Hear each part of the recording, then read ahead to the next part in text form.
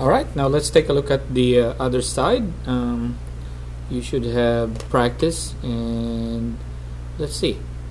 So looking at the object, a 2 Newton force is applied to a 1.0 kilogram book in order to move it across a desk with an acceleration of 0.5 meter per second squared. So we're going to include friction in here, we're going to neglect air resistance. So let's draw a free body diagram first. So I know that there's a force of gravity. I know that the object is in contact, so there is normal force. I know that I am applying a force positively, so that's going to be my applied force. And I know I'm applying friction force, but then it's going to be shorter than friction, okay, than the applied force. Now let me prove it mathematically.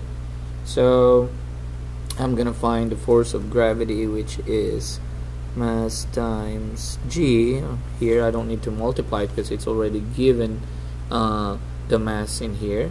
So mass is 1 kilogram times 10 meter per second squared, so that gives me 10 newtons. So given of equal magnitude as normal force, so that's also 10 newtons. So the forces, the sum of the forces on the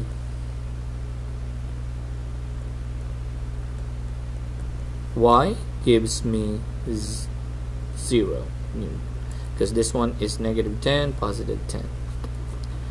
Now the acceleration on the y is 0, because the sum of the force is 0, or net force.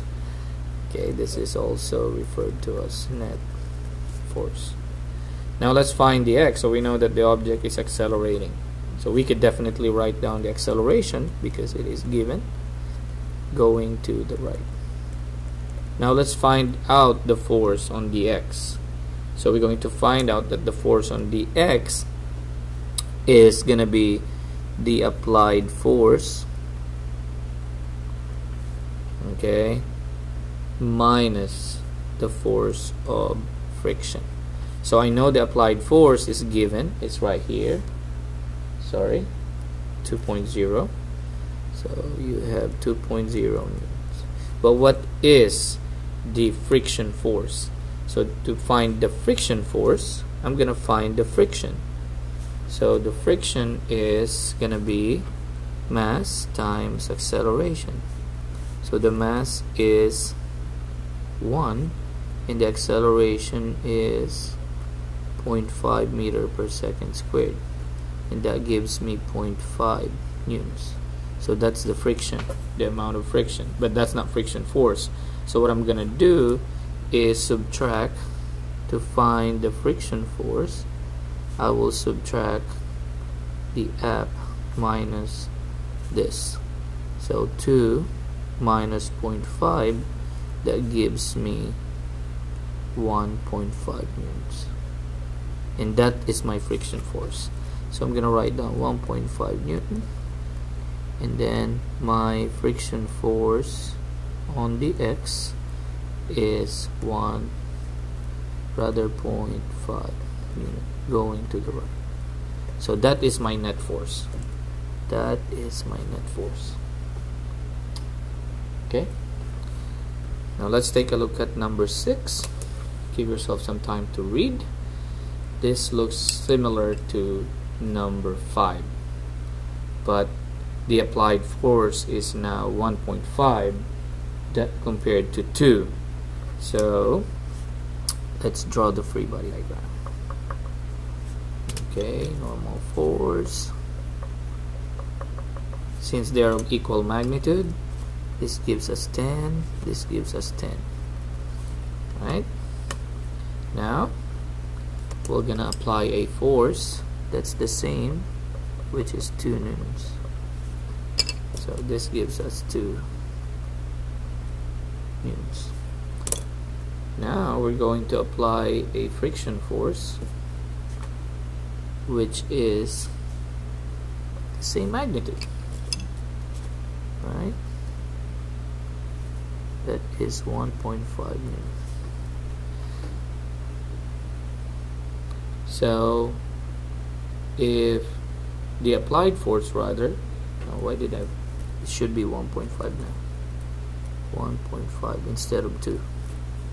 Okay, so the object will have, if the applied and the friction force is the same but in opposite direction, right,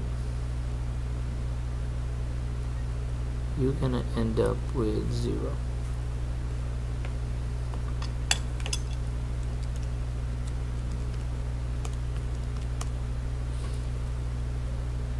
Newtons. So the object will not accelerate and it's not moving on the y. We know that from back in number 5.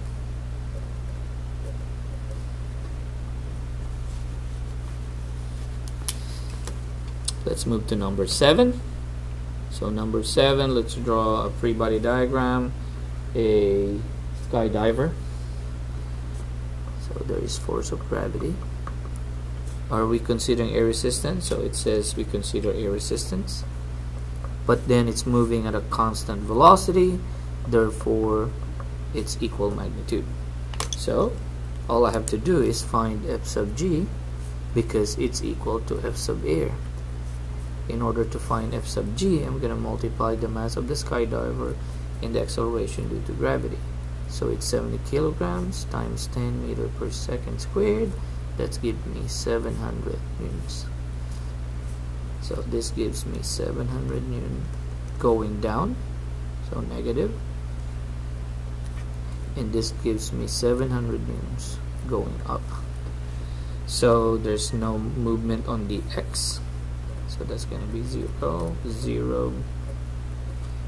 Is there movement on the y? Yes, there is, but then the net force is 0.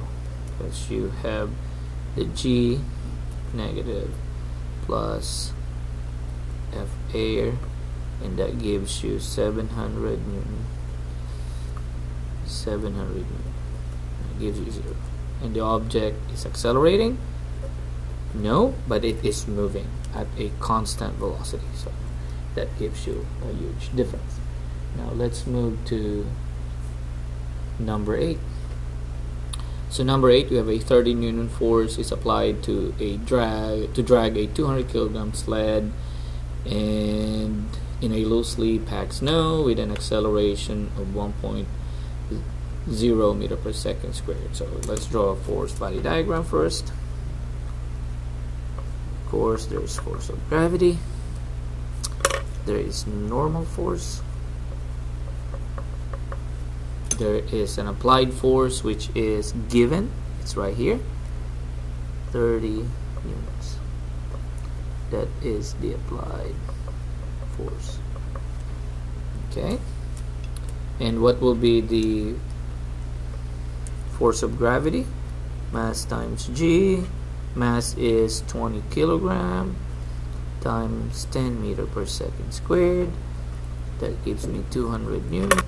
Since it's equal in magnitude here, so it's gonna be equal to 200 newton as well, only in positive, and this one is negative. So the y will end up having 0 here, right, and 0 acceleration. Now let's look at this one here. So you have a 20 kilogram, so that gives you a friction force.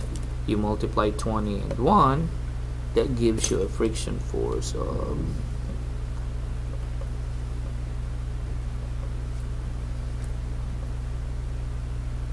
20 newton. So I'm just gonna subtract the applied minus the friction force. 30 newton minus 20 gives me 10 newtons going to the right, and the acceleration would be 1 meter per second squared to the right, because it is speeding up, right, because it's accelerating. Now let's move to number 9. So an 800 kilogram car is coasting. We know this, right? Coasting to the right with a leftward acceleration of 1 meter per second. So here, although we mentioned before that coasting means constant velocity, then the acceleration was mentioned, so we have to consider that. But let's draw a free body diagram then. So you have force of gravity, normal force will be equal, right? So let's find the force of gravity. Mass times G gives you 800 kilogram times 10 meter per second. I use 10 so it's easier to do the math. 8,000 newton, which is equal to normal force. Therefore the Y will give me what? Fg minus plus F sub n. It's 8,000 negative newton plus 8,000 newton, and that gives me 0 newton, and the object is not accelerating.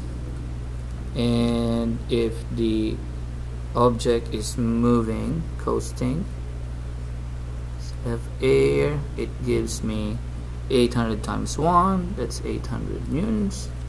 So the object is moving 800 newtons, going to the left, accelerating 1 meter per second, going to the left. And that's pretty much it.